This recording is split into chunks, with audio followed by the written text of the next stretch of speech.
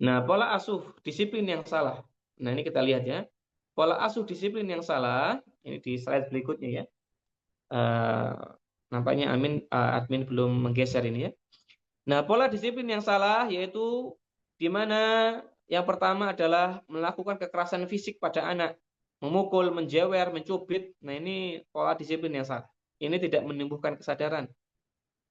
Ya, tapi justru hanya menumbuhkan efek rasa takut. Yang mana rasa takut ini nanti bisa dipelajari. Suatu saat dia nggak takut. Kapan? Ketika dia sudah besar, punya power, bisa melawan. Nah, kalau orang tua mengandalkan kekerasan fisik, tinggal nunggu saja. Nanti anak akan membalas orang tuanya. Maka jangan pakai kekerasan fisik. Kemudian yang kedua, mengancam-ngancam anak berlebihan. Nggak boleh. Yang ketiga, menegur anak dengan keras, dibentak, ya, teriak, ya nggak boleh. Yang keempat, menggunakan kata-kata kasar dan umpatan, ya, bodoh, ya, goblok misalnya gitu ya, nggak boleh. Yang kelima, memberi label negatif, semisal anak nakal, anak bodoh, anak tolol, ya ini nggak boleh ya. Anak beban. Yang keenam, tidak konsisten dengan aturan, janji-janji palsu ya. Nanti kalau melanggar ini tidur di luar, tapi ternyata nggak tidur di luar. Harusnya kalau sudah bilang tidur di luar, ya udah tidur di luar anaknya. Ya konsekuensi lah dengan ucapan. Maka jadi orang tua jangan mudah mengancam, mengucapkan aturan-aturan yang nggak jelas. Apa hukuman tidur di luar? Apa hukuman diusir dari rumah? Apa hukuman tidur di kamar mandi? Yang pada akhirnya orang tua nggak bisa memenuhi janji itu. Sehingga hati-hati dalam memberikan ancaman, memberikan konsekuensi pada anak dalam hal aturan ini. Pastikan konsekuensi anak itu yang bisa ditunaikan orang tuanya. Yang ketujuh, memberikan pelampiasan emosi orang tua. Bapak ibunya sering bertengkar, akhirnya dilampiaskan ke anaknya. Kemudian yang kedelapan, mudah judgement atau menghakimi anak. Allah, kamu pasti nanti ikut-ikut renang, nanti paling 2 minggu udahan. Nah, ini contoh orang tua yang suka judgement anak. Nggak boleh. Bunda, saya mau ikut bahasa Arab. Allah, paling sebulan tok, habis itu keluar. Nah, ini nggak boleh. Ya, menghakimi anak, underestimate anak ya.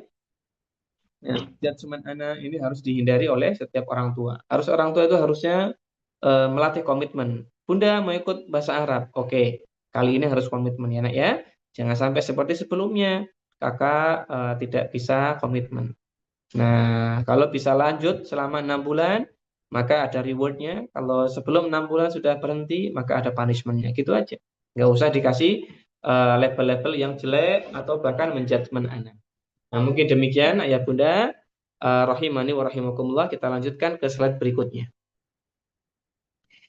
Nah, maka pengasuhan yang ideal adalah orang tua yang mengedepankan dua hal, yaitu high demandingness dan high responsiveness gitu ya. Orang tua yang tuntutannya besar, disiplinnya bagus, dan perhatiannya besar, cintanya besar. Nah, sementara pola asuh otoriter itu dia high demandingness gitu ya. Tuntutannya besar tapi low responsiveness ya. Kita namanya perhatian sama anak, penghargaan sama anak itu rendah.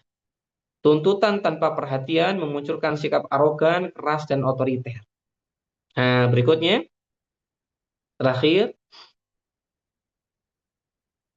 Nah, pola asuh permisif ya, memanjakan anak itu low demandingness ya, tentu tuntutannya rendah, namun dia high responsiveness ya, perhatiannya besar.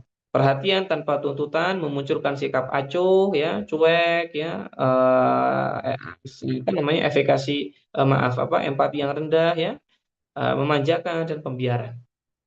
Nah, itu dia beberapa kondisi tentang pengasuhan anak yang ideal, sehingga Bapak Ibu sebetulnya pengasuhan anak secara umum itu nggak jauh-jauh dari 3 hal ini. Nah, kadang kita itu ada di permisif, kadang kita ada di otoriter, atau kadang kita menggabungkan kedua-duanya. Ini tergantung pemahaman kita selama ini, konsistensi kita selama ini.